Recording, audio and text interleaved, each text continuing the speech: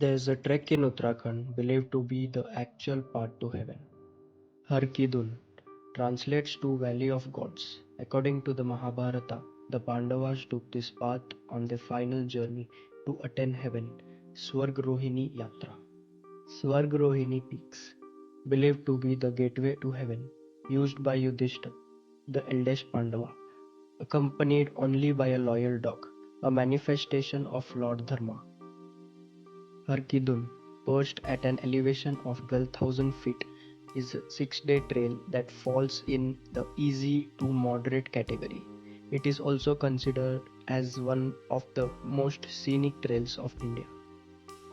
The best time to visit the valley is in the summer, May to June, and post monsoon, September to November season. You can spot blooming flowers, clear skies, and lush green. Explore ancient villages like Osla and Sankri with wooden temples and traditional lifestyles. The essence of walking on path where legends once tread is truly surreal. Har Ki Doon isn't just a trek, it's a spiritual and mythical journey. Thank you for watching.